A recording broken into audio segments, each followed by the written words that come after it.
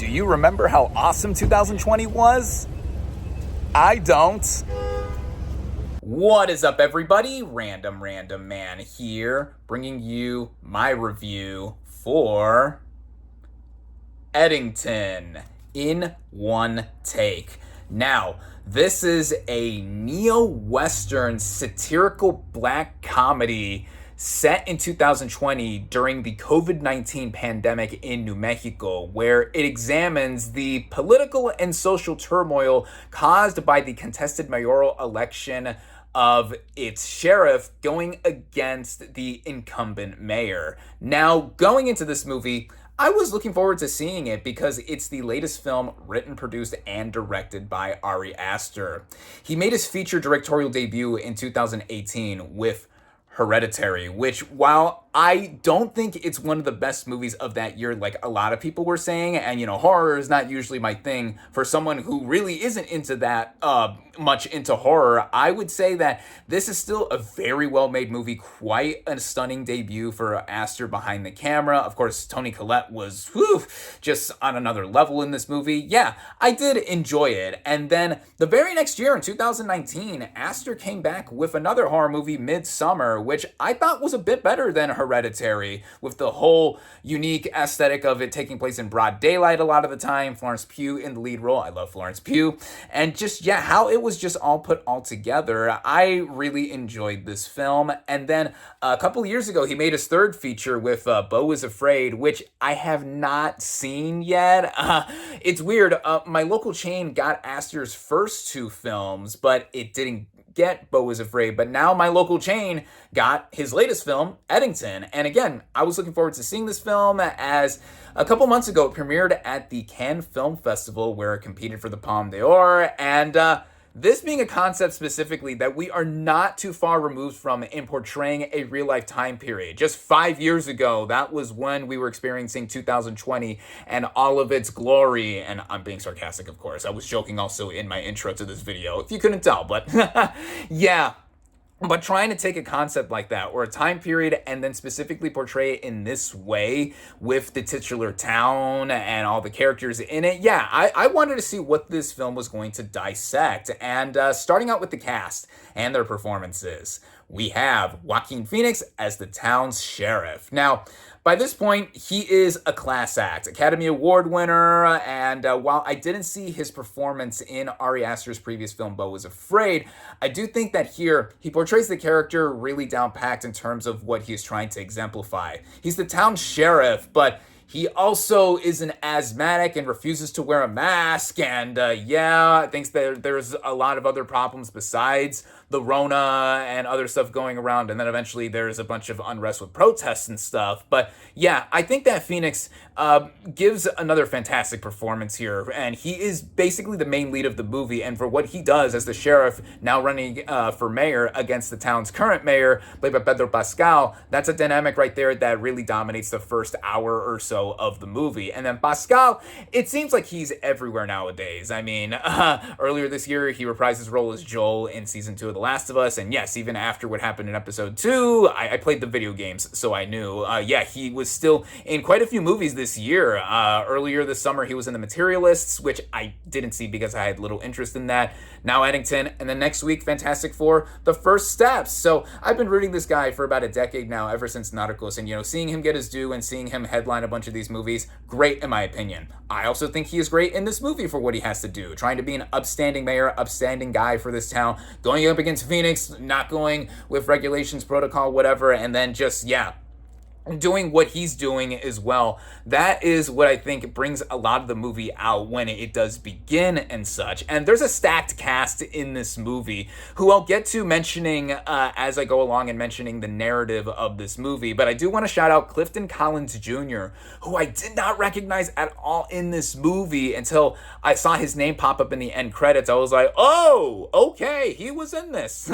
So there's all that. But so there's quite a bit of people in this movie, but as this movie clearly shows, it's living and breathing its characters in the town of Eddington, and getting into the writing and therefore writing and directing, I should say, by Ari Aster. What he does in excelling with the world building is really get us back into the groove of 2020. I mean, again, it wasn't that long ago we experienced all this, but in this town, in New Mexico specifically, where it seems like the only cops on duty are the sheriff himself and two of his deputies, played by Luke Grimes and Michael Ward, and there's a lot going on in between, on top of the main mayoral election happening here. One of the aforementioned deputies has a side plot going with a woman that he was involved with before that dominates a bunch of it with other characters introduced. That's also connected to the son of the current mayor of the town. And then there's also the wife of Phoenix's character, played by Emma Stone. She's basically this conspiracy theory nut who really, by the end, doesn't get that much to do because she's too in and out of the movie, and then also falls in involvement with this cult leader played by Austin Butler, who really only has one scene in this movie, and that's like, an hour or so into the film or whatever. And then there's also the mother of Emma Stone's character, the mother-in-law to the sheriff, played by Deirdre O'Connell, who's basically strung out for most of the movie as well, too. And there's a lot going in between in what the movie interweaves and goes with the stories. So it's not necessarily an anthology per se, but there's a lot of stuff that's intercut or just seamlessly integrated in with what is happening all around, just to give us a sense of like the small town and what is happening during this real life time period. And again, Aster really does a great job with the world building and setting everything up, just getting us into this world and, remembering what was, again, not too long ago. But then, after a certain point, the movie gets into, I think, in a specific wavelength that, was being pretty obvious with its messaging and all that. Now, you could say that a movie that takes place in 2020 and is like using a mayoral election as the crutch to get us into seeing like, okay, we're portraying people in this way because, you could say that the point is that, okay, yeah, 2020 made everyone living through it a little crazy, and then all this by extension of the town of Eddington as well. But I don't think that much was done with it, or trying to get deeper into it, aside from just not exposing, but, kind of like showing that, yeah, a lot of people did crazy stuff during this time, or a lot of people were feeling this way, and then we're seeing that all reflected back at us. It's like, yeah, we lived through this. If you were cognizant and at all remember that time period, even though it seemed like it was a fucking eternity ago, it's like, yeah, all that is there. And when Butler's character does come in, like when he's formally introduced, that is when I started feeling the movie's running time, because the movie runs at just about 2.5 hours, and I thought this movie was super long. It did not need to be this long, especially because of what transpires in the third act, and I thought that it was really dragging and just elongating something that specifically occurs, as between the second and third acts of this movie, a specific action or actions is done, and I thought, oh, shit is getting real. But then the movie just keeps going and going and going, and I don't want to say it's necessarily by extent of the movie yammering you over the head with its messaging, because it's obvious. The movie is an obvious metaphorical take on what is happening. But as it keeps going, I'm just like, all right, yeah, the movie's going through the motions, and just with what is happening, eventually, without saying too much, a chase/shootout happens. It suddenly becomes an action movie of sorts, and on top of like all this that is happening within it, we're seeing all the antics of the town people and just other people just like interacting with the main characters and such, just to again further express like what was going on with this time period. And this being a satirical black comedy, I did get quite a few laughs while watching it. I'm not saying it's ha funny all the time. I think a lot of it was situational, because either people could relate to what is going on, or certain visual cues or references or whatever.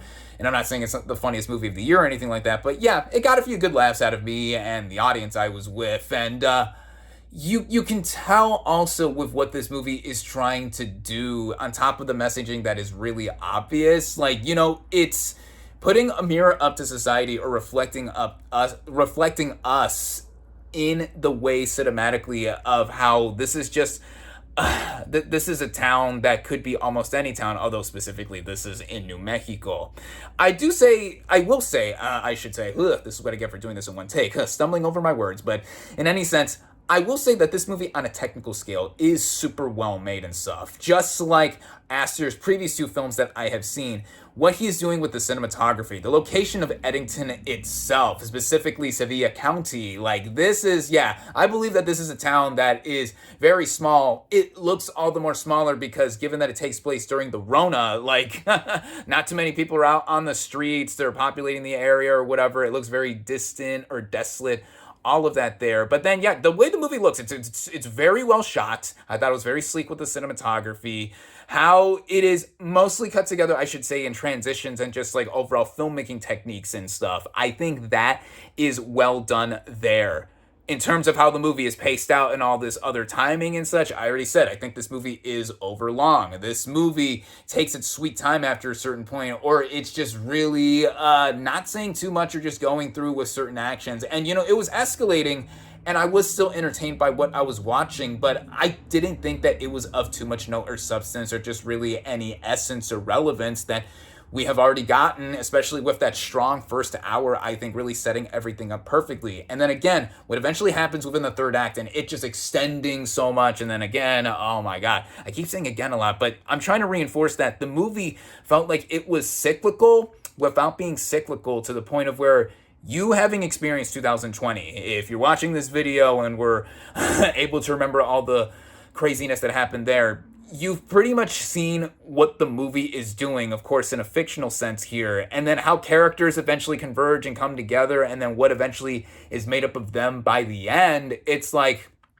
I don't think the movie really capitalized on what it was trying to do in terms of its whole thematic element and even just how it flowed as a narrative altogether, because this definitely felt the longest of now the three Astor films that I have seen. And now I'm kind of afraid to go back to Beau is Afraid, because that is a whopping 3 hours total. So I'm like, oh, I wonder what he's trying to do there. And then that movie looks like it's weird in any sense too, because it looks like it's mixing genres and stuff as well too, which Eddington does as well. Tonally, I do think the movie struck a good balance. Even when it was going off the rails by its end, I was thinking, okay, this is still going for a specific approach and attempt with the whole situational aspect of 2020 being a thing. Walking out after the movie was over, I even overheard somebody say that it kind of felt like No Country for Old Men. And I'm like, oh, do not even compare this to No Country for Old Men in my head, because that is just one of the best films of the 21st century thus far. And I don't have it here with me on me, but I have the 4K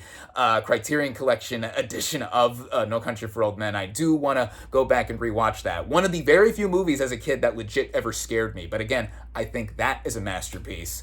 Eddington, I think, is far from a masterpiece, and I don't think any of the three Astor films that I've seen are masterpieces by any senses, but at least I see what he is doing here in one angle, but then again, in another angle with Eddington being excessive as a movie and just exemplifying an era that we know all too well and not doing too much with it.